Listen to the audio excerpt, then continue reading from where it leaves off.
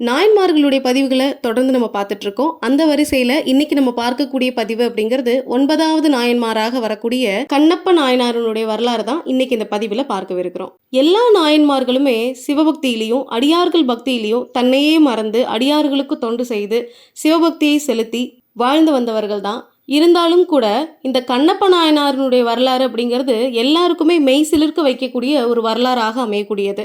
இதுல சான்றோர்கள், பெரியோர்கள், ஞானியர்கள் போற்றக்கூடிய இந்த கண்ணப்ப நாயனாருடைய வரலாறு எதனால இவ்வளவு சிறப்பு அப்படிங்கறத தான் இன்னைக்கு இந்த பதிவுல நம்ம பார்க்கவிருக்கிறோம். மாணிக்க வாசகர் கூட இந்த கண்ணப்ப நாயனாருடைய வரலாறை பற்றி சொல்லும் பொழுதும் கண்ணப்ப நாயனாருடைய பெருமைகளை பேசும் பொழுதும் இந்த உலகத்துல சிவபக்திக்கும் அடியார் பக்திக்கும் ஈடு இணையே இல்லாத 2 பேர் இருக்கோம் அப்படின்னா அது நாங்க 2 பேர் தான் அப்படின்னு மாணிக்க வாசகரையும் கண்ணப்ப நாயனாரையும் சொல்றாரு. இத எப்படி விளக்குறாரு அப்படின்னா, இந்த உலகத்துல சிவபக்திக்கு ஈடு இணையே இல்லாத ஒருவர் யாரு அப்படின்னா அது கண்ணப்ப நாயனார். அப்படி ஒரு பக்தியையும் அன்பையும் செலுத்த முடியாதவர் யாரு அப்படின்னா அது நான் தான் மாணிக்க வாசகர் தன்னையே சொல்லிக்கிறாரு. ஏன் இப்படி ஒரு வார்த்தையை சொல்றாரு அப்படின்னா, கண்ணப்பன் ஒப்பதோர் அன்பினை கண்டபின் என்னப்பன் என்னையும் மாட்கொண்டருளி வண்ண பணித்த என்னை வாவென்ற வான்கருணை சுண்ணப்பொன் ஈசருக்கே சென்றுதாய் கோத்தும்பி அப்படின்னு திருக்கோத்தும்பி பதிகத்துல பாடியிருக்கார். நிறைய ஞானியர்களும் சான்றோர்களும் பெரியோர்களும் போற்றக்கூடிய இந்த கண்ணப்ப நாயனாருடைய வரலாறையும் பெருமைகளையும் நிறைய பேர் பேசியிருக்காங்க. பட்டினத்தார் கூட என்ன சொல்லியிருக்காருன்னா, இந்த உலகத்துல என்னால செய்ய முடியாதது எவ்வளவோ இருக்கு, ஆனா கண்ணப்ப நாயனார் மாதிரி பக்தி செலுத்தக்கூடிய அளவிற்கு கிடையாது அப்படிங்கறத பெருமையாக சொல்லியிருக்காரு. இப்பேற்பட்ட கண்ணப்ப நாயனார் அவதரித்த அந்த இடம் அப்படிங்கிற பொத்தொப்பி நாடு அப்படின்னு சொல்லக்கூடிய ஒரு கானக பகுதியை சேர்ந்தவர் இந்த கண்ணப்ப நாயனார். இந்த கானக பகுதியில் இருக்கக்கூடிய வேடவ தலைவன் நாகன் அப்படிங்கிறவருக்கு மகனாக திண்ணன் அப்படின்னு சொல்லக்கூடிய அந்த பெயர்ல கண்ணப்ப நாயனார் அவதரிக்கிறாரு. கண்ணப்ப நாயனார் பிறக்கும் பொழுது இந்த கானகத்துக்கு தலைவனாக இருக்கக்கூடிய அந்த அரசன் கிட்ட கொண்டு போய் அவரை கொடுக்குறாரு. குழந்தையை தூக்கி பார்க்கும் பொழுது திண்ணன் இருந்துதான், அதனால திண்ணன் அப்படிங்கிற பெயர் வந்ததாக சொல்லப்படுது. இந்த குழந்தையும் நாளொரு வண்ணம் பொழுதொரு மேனியாக வளருது. 16 வயதை அடைந்ததுக்கு பிறகு இந்த கானகத்தினுடைய விதிமுறைப்படி இந்த குழந்தைக்கு இந்த கன்னி வேட்டை அப்படின்னு சொல்லக்கூடிய அந்த 16 வயதை அடைந்த அந்த இளவரசனாக இருக்கக்கூடிய முடிசூட்டக்கூடிய அவருக்கு கன்னி வேட்டை அப்படின்னு சொல்லக்கூடிய ஒரு வேட்டையாடும் முறை அப்படிங்கிறது சொல்லப்படுது. இதற்கு இந்த திண்ணனுடைய தந்தையாராக இருக்கக்கூடிய நாகன் அப்படின்னு சொல்லக்கூடிய அந்த வேடவ தலைவன் நாணன் காடன் அப்படின்னு சொல்லக்கூடிய 2 அமைச்சர்களோடு இந்த திண்ணனை காட்டுக்கு வேட்டைக்கு அனுப்புறாங்க. இந்த ஒரு சூழ்நிலையில காட்டையே நாசமாக்கி கொண்டு இருக்கக்கூடிய விலங்குகளை எல்லாம் துன்புறுத்தி ஒரு காட்டு பன்றி ஒன்று ஓடி வருது. இந்த காட்டு பன்றியை பார்த்ததும் இந்த காட்டு பன்றியை துரத்திக்கிட்டு இந்த நாணன் காடன் திண்ணன் இவங்க 3 பேருமே பயணிக்கிறாங்க. அவர்களுடைய காடையும் தாண்டி அடுத்த காடுன்னு தொலைதூரம் போயிடுறாங்க. அங்க போனதுக்கு பிறகு இந்த பன்றி இளைத்த பிறகு அந்த பன்றிக்கு முன் வந்து நின்று திண்ணன் அந்த பன்றியை அம்பு எய்து கொன்று விடுகிறார். நாணன் காடன் இருவருமே சொல்றாங்க, எங்களுக்கு ரொம்ப பசி ஆயிடுச்சு, ரொம்ப தூரம் நம்ம பயணிச்சிட்டோம், அடுத்த காட்டுக்கே வந்துட்டோம், இந்த பன்றியை இங்கேயே சுட்டு நம்ம சாப்பிட்டுட்டு கிளம்பலாம் அப்படின்னு சொல்றாங்க.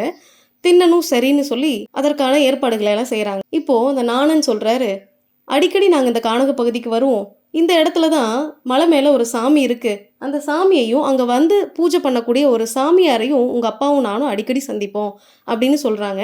உடனே திண்ணனுக்கு ஒரு யோசனை வரும், வா நானா நம்மளும் போய் அந்த சாமியையும் பார்த்துட்டு வந்துடலாம் அப்படின்னு கூப்பிடுறாரு. ஆகத்தையும் பசியையும் கூட மறந்துட்டு இருவருமே அந்த மலையை நோக்கி பயணிக்கிறாங்க. உடனே இந்த காடன் கிட்ட திண்ணன் சொல்றாரு, இந்த பன்றியை சுட்டு உணவுகளை தயார் பண்ணி வச்சிரு, நானும் போய் இந்த மலையில இருக்கக்கூடிய அந்த சாமியை பார்த்துட்டு வந்துடுறோம் அப்படின்னு சொல்லி இருவருமே கிளம்புறாங்க. மலையை நோக்கி பயணிக்க ஆரம்பிச்சிட்டாங்க. மலையை நோக்கி பயணிக்க ஆரம்பிச்ச கொஞ்ச நேரத்திலேயே திண்ணனுக்கு ஏதோ ஒரு பரவச நிலை அப்படிங்கிறது ஏற்படுது. அதே மாதிரி உணர்வு நாணனுக்கு இருக்கா அப்படிங்கறத கேட்டு தெரிஞ்சுக்கிறாரு. ஆனா நாணனுக்கு அப்படி ஒரு உணர்வு அப்படிங்கிறது ஏற்படல. இன்னும் கொஞ்சம் தூரம் பயணிக்கிறாங்க. திரும்பவும் திண்ணனுக்கு ஏதோ ஓசை கேட்கிற மாதிரி இருக்கு. உடனே நாணன் கிட்ட உனக்கு ஏதாவது ஓசை கேட்குதா அப்படின்னு கேட்கிறாரு. அதுக்கு நாணன் சொல்றாரு, எனக்கு அப்படி ஒன்றும் ஓசை கேட்கலையே அப்படிங்கிறாரு. அனாதனத்துல ஞானியர்களுக்கு ஓசை கேட்குமா, ஆனா நாணனுக்கு அப்படி ஒரு உணர்வு ஏற்படவே இல்லை. இன்னும் கொஞ்சம் தூரம் பயணிக்கிறாங்க. மலை உச்சிக்கே வந்துட்டாங்க. அங்க சிவபெருமான கண்ணார பாக்குறார் திண்ணன். சாமியை பார்த்ததுமே அப்படி ஒரு பரவசம், கண்ணீர், பக்தி, இது எல்லாத்தையுமே அந்த ஒரு நொடியில எப்படி காட்டுறதுனே புரியாம திண்ணன் அங்கேயே அழ ஆரம்பிச்சிட்டான். கொஞ்ச நேரத்துக்கு பிறகு எப்படி உன்னை இவ்வளவு நாளா நான் பார்க்காம இருந்தேன்னு தெரியலையேன்னு அவருடைய பக்தியை சாமி கிட்டேயே சொல்லி புரிய வைக்கிறார். இப்போ நாணன் கிட்ட சொல்றாரு, நம்ம கீழே போய் சாமிக்கு ஏதாவது சாப்பிட எடுத்துட்டு வந்துருவோம் அப்படிங்கிறாரு. நானும் சொல்றாரு, நம்ம ரொம்ப தூரம் பயணிச்சிட்டோம், அதெல்லாம் ஒண்ணு வேணாம், இன்னொரு நாளைக்கு நானும் அப்பாவும் வந்து பாத்துக்கிறோம், நம்ம கிளம்பலாம் அப்படிங்கிறாரு. அதுக்கு திண்ணன் சொல்றாரு, இல்ல முடியாது, சாமியை விட்டுட்டு இனிமே என்னால எங்கேயுமே வர முடியாது, நான் சாமிக்கு ஏதாவது சாப்பிட கொடுக்கணும்னு சொல்லிட்டு மலைக்கு கீழே இறங்கி வராரு. காடன் தயார் பண்ணி வச்சிருந்த அந்த பன்றி இறைச்சிய தன்னுடைய வாயில போட்டு மென்னு பாக்குறாரு. நல்லா இருக்கா? நல்லா வெந்திருக்கா? இந்த உணவு சாமிக்கு நல்லா இருக்குமா? சாமிக்கு ஏற்றதா இருக்குமா? அப்படிங்கிறத வாயில போட்டு கடிச்சு மென்னு மென்னு பார்க்குறாரு. இவரு மென்னது எல்லாத்தையுமே ஒரு தொன்ன மாரி ரெடி பண்ணி, அதில துப்பி துப்பியும் வச்சுக்கிறாரு. அங்க இருக்கக்கூடிய அந்த பொன்முகலி ஆறுல போய் வாய் நிறைய தண்ணியும் எடுத்துக்கிறாரு. அங்க இருக்கக்கூடிய காட்டுப்பூவெல்லாம் பறிச்சு தன்னுடைய தலையில வச்சுக்கிறாரு. அவசர அவசரமா மலைய நோக்கி ஓடுறாரு. அங்க போயிட்டு தன்னுடைய வாயால மென்று தொண்டையில துப்பி வச்சிருந்த அந்த பன்றி இறைச்சிய சிவபெருமானுக்கு படைக்கிறாரு. அந்த பொன்முகலி ஆறுலேருந்து தன்னுடைய வாயில நிரப்பிய அந்த தண்ணிய சாமிக்கு தண்ணியா குடுக்குறாரு. தன்னுடைய தலையில வச்சிருந்த அந்த பூவையெல்லாம் எடுத்து சாமிக்கு அங்கேயே பூவ வந்து சமர்ப்பிக்கிறாரு. எப்படி இருந்திருக்கும் பாருங்க. ஆனா பெரியோர்கள் அத என்ன சொல்றாங்க அப்படின்னா, திண்ணனுடைய வாயிலிருந்து சாமிக்கு உமிழ்ந்த நீர் அப்படிங்கிறது கங்கையை விட புனிதமாகும். அந்த இறைச்சிய படைச்சப்ப கூட சாமிக்கு அது அமிர்தமாகும். கொண்டையிலிருந்து எடுத்து சாமிக்கு சமர்ப்பித்த அந்த பூ அப்படிங்கிறது கற்பக மலரை விட உயர்ந்ததாகவும் கருதப்படுது. இது பக்தியின் அடிப்படையில அப்படின்னு பெரியோர்கள் சொல்றாங்க. இப்படி தன்னுடைய பக்திய திண்ணன் அங்க செய்துட்டு வராரு.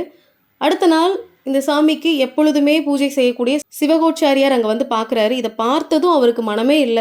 அங்க இருக்கக்கூடிய அந்த தண்ணீர்ல அந்த இடத்த சுத்தம் செய்து ஒரு கும்பாபிஷேகமே அங்க நடத்திட்டாரு. அடுத்த நாள் திரும்பவும் திண்ணன் அங்க வரான். ஓ! அந்த சாமியார் வந்து இங்க பூஜை பண்ணியிருப்பார் போல இருக்குன்னு தன்னுடைய செருப்பு காலால் அங்க பூஜை செய்த அந்த பொருட்களை எல்லாம் நகர்த்திட்டு, எப்பவும் போல தான் கொண்டு வந்த அந்த இறைச்சிய படைச்சுட்டு, நீர உமிழ்ந்துட்டு, எப்பவும் போல அந்த பூவ சமர்ப்பிச்சு பூஜைய பண்ணிட்டு இவர் கிளம்புறார். திரும்பவும் அடுத்த நாள் அந்த சிவகாச்சாரியார் வராரு. அந்த இடத்த பார்த்துட்டு அவருக்கு ரொம்ப பதறிருது. கண்ணீர் மல்க இறைவன்ட்ட வேண்டுறாரு. இப்படி ஒரு பாதகத்த யார் செஞ்சாங்கன்னு தெரியலையே, அந்த பாதகன் யாருன்னு தெரியலையேன்னு புலம்புறாரு. அன்னைக்கு இரவே அந்த சிவகோச்சாரியாரினுடைய கனவுல போயி, அவன் பாதகன் அல்ல, என்னுடைய பரம பக்தன்னு சொல்லி புரிய வைக்கிறாரு. அடுத்த நாள் பூஜைய முடிச்சுட்டு எங்கேயுமே போயிடாத, ஒரு மரத்துக்கு பின்னாடி நின்னு, என்ன நடக்குது அப்படிங்கிறத பாரு, என்னுடைய பக்தன் எப்படிப்பட்டவன்னு நான் உனக்கு உணர்த்துறேன்னு சொல்றாரு. அடுத்த நாள் காலையில இந்த சிவகோச்சாரியாருக்கு ஒரே சந்தோஷம். ஏன்னா இத்தனை நாள் பூஜை செஞ்சதுக்கு கூட அந்த பலன் இல்ல. ஆனா ஒரு அடியாரனுடைய பக்தியை புரிய வைக்கிறதுக்காக சிவபெருமானே என்னுடைய கனவுல வந்து புரிய வைக்கிறாருன்னா, அந்த அடியார் பக்தி எப்பேற்பட்டதா இருக்கும். அந்த அடியாரை போய் நம்ம பார்க்கணுமேன்ற ஆர்வத்தோட அடுத்த நாள் காலையில கிளம்புறாரு. எப்பவும் போல திண்ணன் அங்க வரான். வந்ததும் திண்ணனுக்கும் அந்த சாமியாருக்கும் ஒரே அதிர்ச்சி. ஏன்னா சிவபெருமானுடைய கண்ணுல இருந்து நீர் பெருகிற மாதிரி ரத்தம் பெருகி ஊற்றிட்டு இருக்கு. இந்த காட்சியை பார்த்ததுமே திண்ணனுக்கு என்ன பண்றதுனே தெரியல. என்ன செய்யறதுனே தெரியாம திண்ணன் திகைச்சு போய் நிக்கக்கூடிய அந்த சூழ்நிலையில ஒரு நாள் தன்னுடைய ஆசிரியர் சொன்னது ஞாபகம் வருது. ஊனுக்கு ஊன் கொடுத்தா சரியாயிடும்னு நம்ம ஆசிரியர் சொல்லியிருக்காரே, அப்ப நம்ம ஊனை கொடுத்தா அந்த அந்த கண்ல இருந்து வரக்கூடிய அந்த ரத்தம் அப்படிங்கிறது நின்று விடுமோ அப்படிங்கிற ஒரு எண்ணத்துல கொஞ்சம் கூட யோசிக்காம தன்னுடைய அம்பை எடுத்து தன்னுடைய கண்ணையே குத்தி பேர்த்தெடுத்து சிவபெருமானுடைய கண்ணுக்கு நேராக வச்சு அப்புறாரு. பக்தி அப்படிங்கிறதுல அந்த கண் அப்படியே அப்பிக்குது. அந்த ரத்தம் வரதும் நின்றுது. இது நடந்த அடுத்த நொடியே இன்னொரு கண்ணுல இருந்து சுவாமிக்கு ரத்தமாக ஊத்திட்டு இருக்கு. இவர் பார்க்குறாரு. இப்போ என்ன பண்றதுங்கிறதுக்கு வழி தெரிஞ்சிருச்சு. அடுத்த கண்ணையும் தன்னுடைய அம்பினால குத்தி பேர்த்தெடுக்கிறதுக்கு போகும் பொழுது ஒரு கை வந்து திண்ணனுடைய கையை பிடிக்குது. அந்த கை வந்து வளையல் போட்டிருந்ததாமா. ஏன் அப்படின்னா, எங்க அப்பா வரத்துக்கு நேரம் கடந்துருமோங்கிற பயத்துல அம்மா வந்து திண்ணனுடைய கையை பிடிச்சு நிறுத்திட்டாங்க. நில் கண்ணப்பா நில் கண்ணப்பான்னு சொல்லிட்டு அம்மா வந்து அவருடைய கையை பிடிச்சு நிறுத்திட்டாங்க. அந்த இடத்துல தான் திண்ணன் கண்ணப்ப நாயனாராக மாறுறாரு.